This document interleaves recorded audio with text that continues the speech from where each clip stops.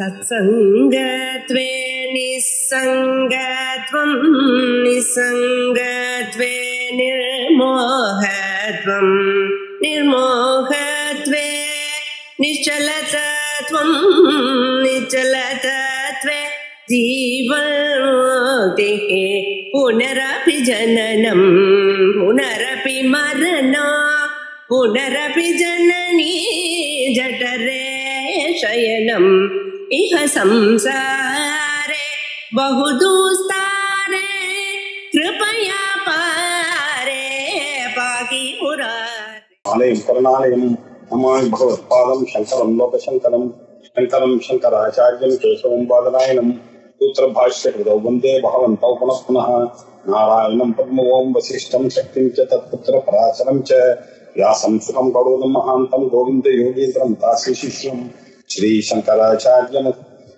पद्मवादं च हस्तामलकं च शिष्यं तं तोडकं वातिककारमण्या अस्मद्गुरून् संपदमानतोऽस्मि सदाशिवसमारम्भां भगवत्पादमध्यमाम् अस्मदाचार्यपर्यन्तां वन्दे गुरुपरम्पराम्। ओं भद्रं कर्णे विश्वनियाम देवाः भद्रं पश्येमाक्षभिर्यजत्राः स्थिरैरङ्गैः सुष्ठुभागं सस्तनूभिः यशेम देवहितं यदायुः स्वस्ति न इंद्रो वृद्धश्रवाः स्वस्ति नः पूषा विश्ववेदाः स्वस्ति नस्तार्क्ष्यो अरिष्टनेमिः स्वस्ति नो बृहस्पतिर्ददातु। ओम शांति शांति शांति। தைத்திரிய ஆரண்யக்கத்துல படிக்கப்பட்டதான அருண பிரஷ்னத்தினுடைய 26வது அத்தியாயம் 26வது அணுவாக்கம் 26வது அணுவாக்கம் अग्निं प्रणीयोपसमाधाय तमभितयेता अभीष्टका उपददाति अग्निहोत्रे दर्शपूर्णमासयोः पशुबन्धे चादुर्मास्येषु अथो आहुः सर्वेषु यज्ञक्रतुष्विति अतः स्माहारुण स्वयंभुवः सावित्रः सर्वोऽग्निरित्यनुसङ्गं मन्यामहे नानावा एतेषां वीर्याणि कमग्निंचिनुते सत्रेमग्निंचिन्वानः कमग्निंचिनुते सावित्रमग्निंचिन्वानः कमग्निंचिनुते नाचिकेतमग्निंचिन्वानः कमग्निंचिनुते चादुर्होत्रियमग्निंचिन्वानः कमग्निंचिनुते वैश्वरसितमग्निंचिन्वानः कमग्निंचिनुते उपानुवाक्यमाशुमग्निंचिन्वानः कमग्निंचिनुते इमम् आरुणकेतुकम् अग्निंचिन्वान इति वृषावा अग्निः वृषाणौ सर्गस्फालयेत् अन्येतास्य यज्ञः तस्मान्नानुषज्यः सोत्तरवेदि शुक्रदुषि चिन्वीत उत्तरवेद्यागुह्यग्निश्चीयते प्रजाकामश्चिन्वीत प्राजापत्यो वा येषोऽग्निः प्राजापत्याः प्रजाः प्रजावान् भवति य एवं वेद पशुकामश्चिन्वीत संज्ञानं वा एतत् पशूनां यथा पशूनामेव संज्ञाने अग्निञ्चिनुते पशुमान् भवति य एवं वेद वृष्टिकामश्चिन्वीत आपो वै वृष्टिः पर्जन्यो वर्षुको भवति य एवं वेद आमयावी चिन्वीत आपो वै भेषजं भेषजमेवास्मै करोति सर्वमायुरेति अभिचरग्निश्चिन्वीत वज्रो वा आपः वज्रमेव भ्रातृव्येभ्यो प्रहरति शृणुत एनं तेजस्कामो यशस्कामः ब्रह्मवर्चसकामः स्वर्गकामश्चिन्वीत एतावद्भावास्ति यावदेतत् यावदेवास्ति तदवरुन्धे तस्यैतद्व्रतं वर्षति न तावेत् अमृतं वा आपः अमृतस्यानन्तरित्यै न अप्सु मूत्रपुरीशं कुर्यात् न निष्ठीवेत् न विवसन स्नायात् गुह्यो वा येषोऽग्निः एतस्याग्निरनतिदाहाय न पुष्करपर्णानि हिरण्यं वा अतिष्ठेत् एतस्याग्निरनव्यारोहाय न कूर्मस्याश्नीयात् न उदकस्य अघातुकानि येन मोदकानि भवन्ति अघातुका आपः एतमग्निञ्चिनुते यविचैनम् एवं वेद श्रीचाया स्वच्चलाम्बा समेत सूर्यनारायण स्वामिने नमः। ओम नमो नारायणाय। சயனத்தை பற்றியதான டிஸ்கஷன் நடந்திருக்கு. ஏற்கனவே நம்ம பார்த்தோம் இந்த மந்திரங்கள்லாம் எங்க பிரயோகத்துல யூஸ் ஆகுது அப்படின்னா ஆருணகேதுக்க சயனத்துல யூஸ் ஆகுது. ஆருணகேதுக்க சயனத்துல ஒரு உத்தரவேதி இருக்கும், அதுல முழங்கால் அளவுக்கு பள்ளம் தோண்டி அதுல ஃபுல்லா தண்ணியை வச்சு அதுக்கு மேல ஒரு பலகையை வச்சு அதுக்கு மேல அக்னியை வளர்த்து அதுக்கப்புறம் சுத்தி தண்ணியினால அந்த குருவி கரம்பையினால அங்கங்க வைக்கணும் அப்படின்ற விஷயங்கள் எல்லாம் பார்த்திருக்கோம். இப்போ இதுல இந்த சயனத்தினுடைய பலன்கள் என்ன, இந்த விரதங்கள்ல கடைபிடிக்க வேண்டிய நியமங்கள் என்ன அப்படின்ற விஷயங்கள்லாம் சொல்லணும்ன்றதுக்காக இந்த 26வது அணுவாக்கம் ஆரம்பிக்கிறது. அக்னிம் பிரணீயோபசமாதாய அப்படின்னா அக்னியை பிரணீய அப்படின்னா மந்திரவத்தாக சொல்லி இல்லையா, பிரணீய உபசமாதாய அப்படின்னா விறகுகள்னால போட்டு நல்ல சமயக் நன்றாக அதை விருத்தி செய்யணும். அந்த அக்னியை விருத்தி செய்யணும். அக்னிம் பிரணீயோபசமாதாய தம் அபிதயேதா அபிஷ்டகா உபததாதி தம் அபிதஹா ஏதா, அதை நாலா பக்கமும் நால் புறமும் அதை என்ன பண்ணும், அபிஷ்டகாக உபததாதி. அபிஷ்டகம் இஷ்டகா அப்படின்னாக்கா கல்ல வச்சு அடுக்கணும், எல்லாம் சுத்தி அடுக்க வேண்டும் அப்படின்னு சொன்னார். அக்னிஹோத்ரே தர்ஷ பூர்ணமாசையோ, அக்னிஹோத்திரம் தர்ஷ பூர்ணமாச கர்மா இதெல்லாம் ஸ்ரோத்த கர்மாக்கள். அக்னிஹோத்திரம் தர்ஷ பூர்ணமாசம் பசுபந்தம் பசுபந்தே சாதுர்மாஸ்யேஷு, சாதுர்மாசியம்னு ஒரு யாகம் இருக்கு, அப்புறம் பசுபந்தம்னு ஒரு யாகம் இருக்கு. இந்த யாகங்கள் எல்லாம் அதோ ஆஹு சர்வேஷு யஜ்ஞக்ரதஷு இதி அப்படின்னு சொன்னார். அதாவது இந்த அக்னியை மந்திரபூர்வமாக எடுத்து வச்சு அதை சுத்தி பண்ணு இந்த சயனமானது எங்க அனுஷ்டிக்கலாம் அப்படின்னு சொன்னா அக்னிஹோத்திரம் பண்றவர்கள் அனுஷ்டிக்கலாம் அப்படின்னு சொன்னார். அக்னிஹோத்திரமானது யாகம் பண்ணவர்கள், அக்னி ஆதானம் பண்ணவர்கள் காலையிலையும் மாலையிலையும் செய்யக்கூடிய காரியம் அக்னிஹோத்திரம் அப்படின்றது நமக்கு எல்லாருக்கும் தெரியும். அக்னி ஆதானம் பண்ணவர்கள் செய்யக்கூடியது அக்னிஹோத்திரம் அப்படின்னு. அவர்கள் தர்ஷ பூர்ணமாசத்தையும் செய்வார்கள். அவர்கள் தர்ஷத்துக்கும் அமாவாசைக்கு அடுத்த நாள் பிரதமேலையும் பௌர்ணமாசிக்கு அடுத்த நாள் பிரமேதிலையும் பண்ணக்கூடிய காரியங்கள் இருக்கு. இதுக்கு அக்னிஹோத்திரம்னு பேரு. அதற்கு பிறகு தர்ஷ பூர்ணமாசம் அப்படின்னு அக்னிஹோத்திரம் பண்ணக்கூடியவர்கள் தர்ஷத்திலையும் பௌர்ணமாசத்திலையும் பண்ணக்கூடிய விஷயங்கள், இதில் இந்த சயனத்தை செய்யலாம் அப்படின்ற அர்த்தத்துல சொல்ற. பசுபந்தே சாதுர்மாஸ்யேஷு, பசுபந்தம் இருட பசுபந்தாத்மனே அநாமிகாபியாம் நமஹ அங்கே காட்ட மாதிரி இது ஹவிர் யஜ்ஞங்கள் அப்படின்னு 40 சம்ஸ்காரங்கள்ல ஒவ்வொரு மனுஷனும் பண்ண வேண்டிய காரியங்கள் பண்ணிருக்கு. அப்படி சீமந்தம் பண்ணணும், உபநயனம் பண்ணணும், விவாகம் பண்ணணும், அஷ்டபிரதம் பண்ணணும், எல்லாம் சொல்லியிருக்க. கர்ப்பாதானத்துல இருந்து ஆரம்பிச்சு எல்லாம் சொல்லியிருக்கு இல்லையா. அதுல 7 பாக்க யஜ்ஞங்கள் செய்துதான் ஆகணும். அஷ்டகா, ஸ்தாலி பாக்கம், பார்வணம், ஆக்ரஹாயினி, ஸ்ராவணி, சைத்ரி, ஆஸ்வீஜி இப்படி எல்லாம் பண்ணணும் அப்படின்னு சொல்லியிருக்காரு. அது மட்டும் இல்ல, ஹபீர் யாகம் கூட பண்ணணும். ஹபீர் யாகம்னா அக்னி ஆதானம், அக்னிஹோத்திரம், தர்ஷ பூர்ணமாசம், ஆக்ரயணம், சாதுர்மாசியம், நிரூட பசுபந்தம் அப்படின்னு ஸ்ரௌத்ராமணி அப்படின்னு 7 ஹபீர் யஜ்ஞங்கள் இருக்கு. 7 ஹபீர் யாகங்களும் நம்ம பண்ணித்தான் ஆக வேண்டும் அப்படின்னு இருக்கு. அதுல சொல்லப்பட்டதுல நம்ம அக்னிஹோத்திரம் பார்த்தோம், தர்ஷ பூர்ணமாசம் பார்த்தோம். இப்போ ஆக்ரயணம் அப்படின்ற ஒரு கர்மா இருக்கு, அதையும் பண்ணணும்னு பார்த்தோம். அதுக்கப்புறம் சாதுர்மாசியம். இந்த சாதுர்மாசியம்ன்றது நம்ம நினைக்கக்கூடியதான இந்த கிரகஸ்தர்கள்லாம் அனுஷ்டிக்கிறேன் 4 மாசம் ஒரு 2 மாசம் வந்து இது சாப்பிடக்கூடாது, ஒரு மாசம் கீரைகள் சாப்பிடக்கூடாது, ஒரு மாசம் பால் சாப்பிடக்கூடாது, ஒரு மாசம் தயிர் சாப்பிடக்கூடாது, அப்படி இருக்க அந்த சாதுர்மாசியமே இல்ல. சன்னியாசிகள்லாம் அனுஷ்டிக்கக்கூடியதான அந்த சாதுர்மாசியமும் இல்ல. இது 4 கர்மாக்கள் இருக்கு, வைதிகமான கர்மாக்கள். அந்த 4 கர்மாக்கள் என்னன்னா வைஸ்வதேவம், வருண பிரகாசம், சாகமேகம், சுனாச்சீரம் அப்படின்னு 4 கிருதுகள் பண்ண வேண்டியது இருக்கு. இதுக்கு பேர் சாதுர்மாசியம்னு ஒரு ஸ்ரௌத கர்மா.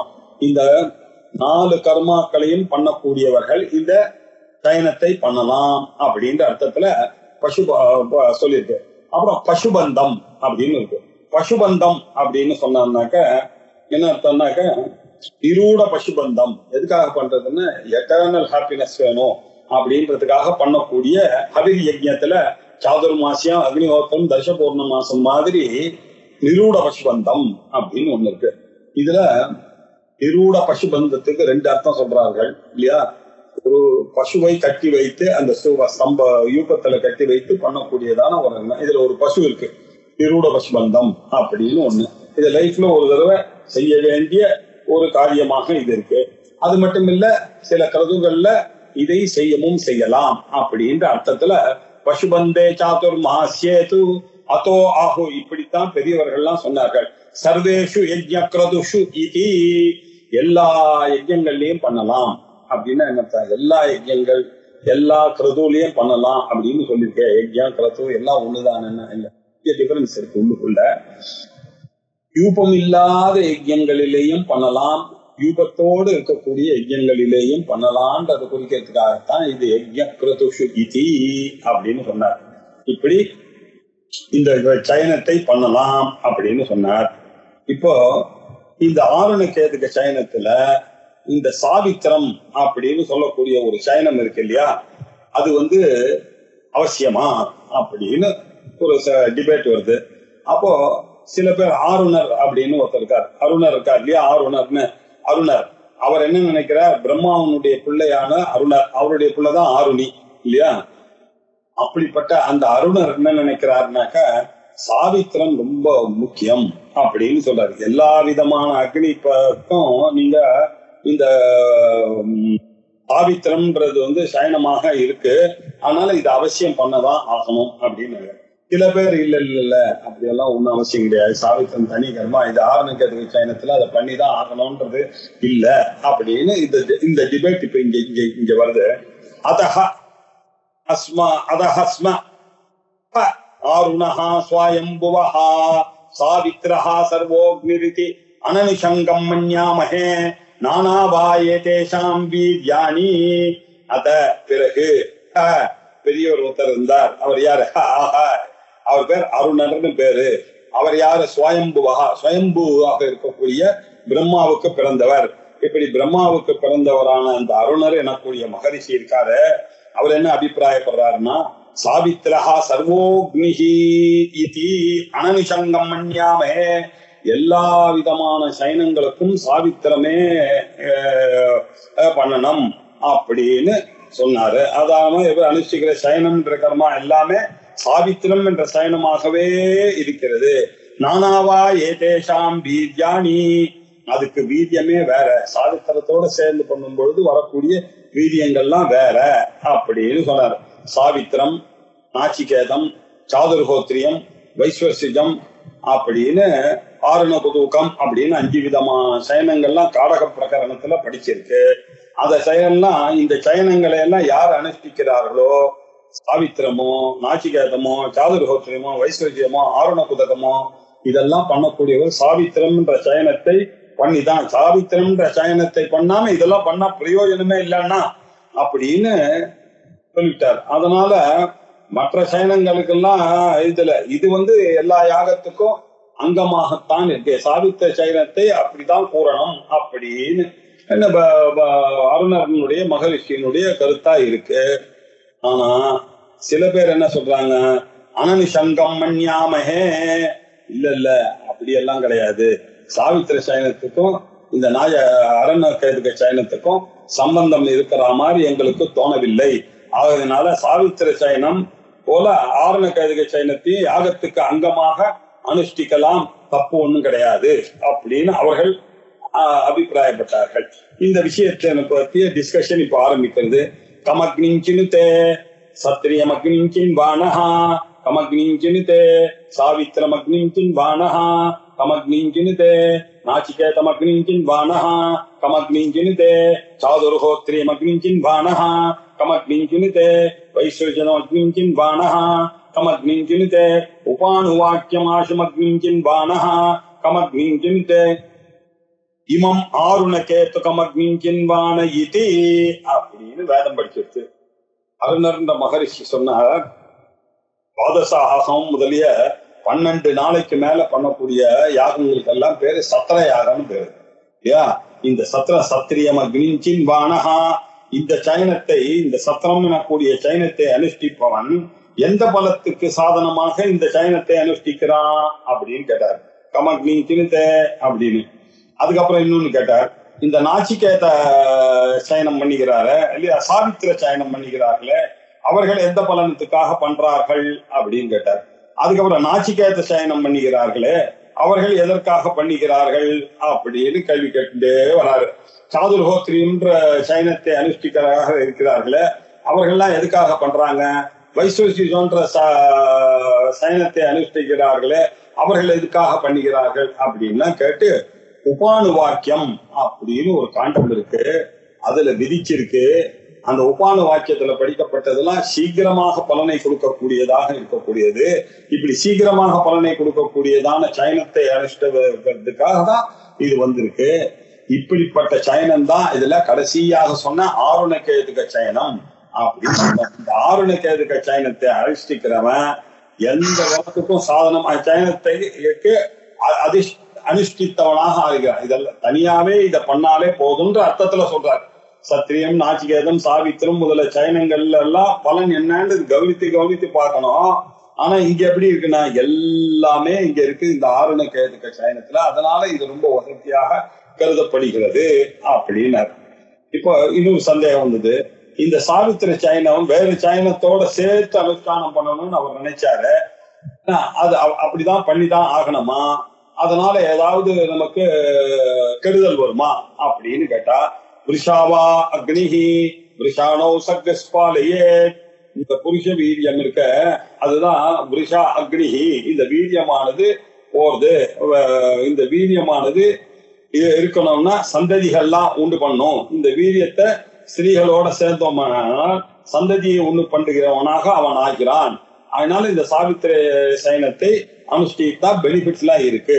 விருஷானோ சக்ஸ்பாலையே அப்படின்னாரு. அப்படின்னாக்கா என்ன அர்த்தம், இதை நன்றாக இல்லையா பயன்படுத்த வேண்டும். இல்லைன்னா விஷானோ இல்லைன்னா இந்த விதையானது நாசமாக போகிவிடும், குழந்தை இல்லாமல் போகிவிடும், அந்த பாக்கியம் இல்லாமல் போகிவிடும். அதனால இதை அனுஷ்டிச்சுதான் ஆகணும். அந்நேதா அஸ்ய யஜ்ஞா, அது மட்டும் இல்ல இந்த யாகமே அந்நியமாக போய்விடும், முறை தவிர போய் நாசம் அடைவதாக ஆகிவிடும். அதனால இல்ல சாவித்திர பண்ணணும். தஸ்மான் நானு சஜ்யா அப்படின்னு அப்படி எல்லாம் கிடையாது. சாவித்திர சயனத்தை மற்ற சயனத்தை எல்லாம் அனுஷ்டிக்கணும்னு சொல்ல, இன்ஃபேக்ட் இதெல்லாம் அதை அனுஷ்டிச்சுதான் இந்த தகராறு எல்லாம் வருது இல்லையா, நாசங்கள்லாம் ஏற்படுகிறது, அக்னி முறை தவறுகிறதாக ஆகிருக்கு. ஆகையினால சாவித்திர சயனத்தை பண்ணிட்டு தான் நீங்க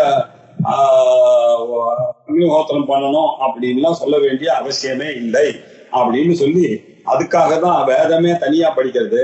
சோ உத்தரவேதி சுக்ரதுஷி சிந்தீத உத்தரவேத்யாஹு அக்னிஷ்டீயதே அப்படின்னு சொல்லியிருக்கு.